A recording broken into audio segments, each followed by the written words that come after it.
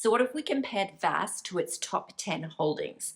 I did this over on Instagram last week and the results were really interesting, so I thought I'd redo it here over on YouTube because not a lot of people would have seen it over there, and I thought we could recreate it and redo it. So over on Instagram, I looked at the 5-year returns of both the dividends and the price growth of the top 10 of VAS's holdings, VAS being Vanguard's Australian Shares ETF. Mostly because the last video I did on here, I was talking about how most ETFs are heavily weighted towards 5-10 companies. So I just did it out of curiosity to see what would the top 10 company results be compared to the fund as a whole.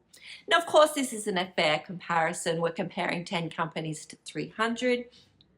But I thought it was interesting anyway, and that's why I did it over on Instagram, and that's why I'm going to redo it here on YouTube.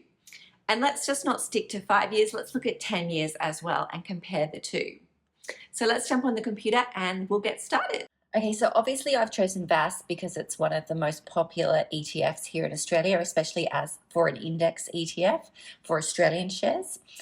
So let's just go and have a look at what the top 10 companies are so we can then go and do research on them. So for all of this, I'll be using Commsec to get the dividend information and Google just to get the 5 and 10-year returns. That's just going to be the simplest way. So here is VAS, what it is currently, and if we go into the holdings, we can see that the top 10 holdings for VAS make up 47.5% of that fund, and it's BHP, Commonwealth Bank, CSL, National Australia Bank, Westpac, ANZ, Wesfarmers, Macquarie Group, Goodman Group, and Woodside.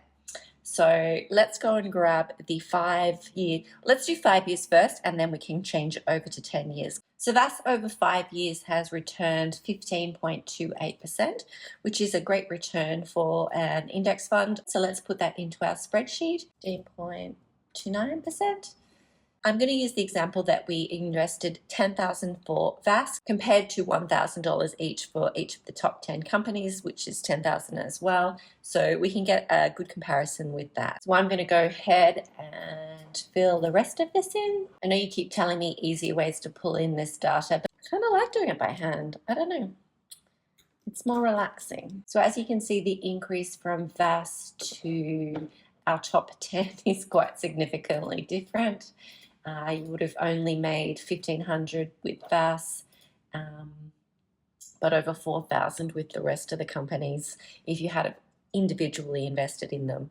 And again, I'm not saying it's a fair comparison because there's different weightings within VAS than there is, but I just wanted to compare what someone might do, which is they might put $1,000 in each of these 10 companies compared to putting $10,000 in VAS. I feel like that's a more realistic comparison. Now, to get the dividend information, I'm going to need the approximate buy amount of how much it would have cost 5 years ago to invest in the companies. So I'm just going to go back to the 5-year chart and see what the price was, or the closing price, I guess, was on 5 years ago today. That way I can work out how many shares that you would have bought and then how many dividends or distributions you would have received over that time. It's also worth noting, of course, somebody's going to bring it up, that the top 10 within VAS may have changed over the past 5 years, and I'm only calculating what the top 10 is today. So it's very likely that that top 10 has changed over the course of the fund.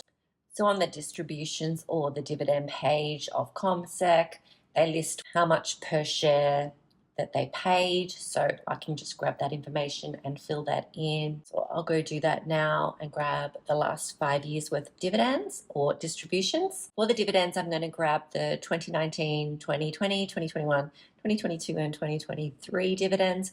I was trying to toss up whether I would include the 2024 dividends because we've only halfway through the year, so we haven't had a full year of paying dividends. And we could do it that way, but I think it might be easier just to do 2019 to 2023 so we can compare them evenly, because I would prefer to compare a full year of dividends rather than half a year, because all of these companies pay in different months. So I'm not sure that comparing 2024 when it hasn't even finished would be as good. Anyway, let me know what you think in the comments. So comparing dividends between VAS and its top 10, not a significant difference. I wouldn't have thought that there would be, because VAS is obviously going to give all the dividends or distributions to its shareholders. And if we compare the 10,000 in VAS compared to the 10,000 in the top 10 companies, and we include both the price increase and the dividends over that time period, you would have made a profit of 3,687 with VAS, but over 6,266 with the top 10 companies. So that's nearly double, but it's really interesting nonetheless. So what do you think?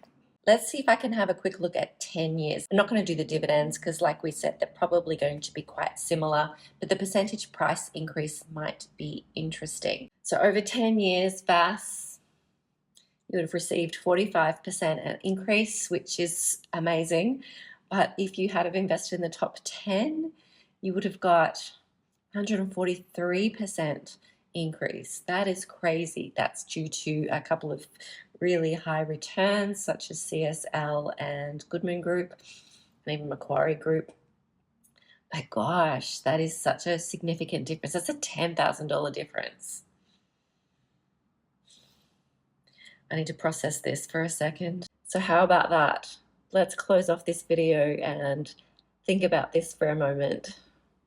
So I hope you enjoyed the video. I found it really interesting when I did it last week. It was mainly just because I just wanted to see what would happen. But I feel like I might want to try and do this with a few other ETFs just to see how they compare. I don't imagine that they'll be that different, because all information is good information, especially as investors. We want to see that our money is doing the right thing. And that's not to say that one is better than the other. I'm just comparing the two for interest's sake. Anyway, take care, and I'll see you in the next video. Bye.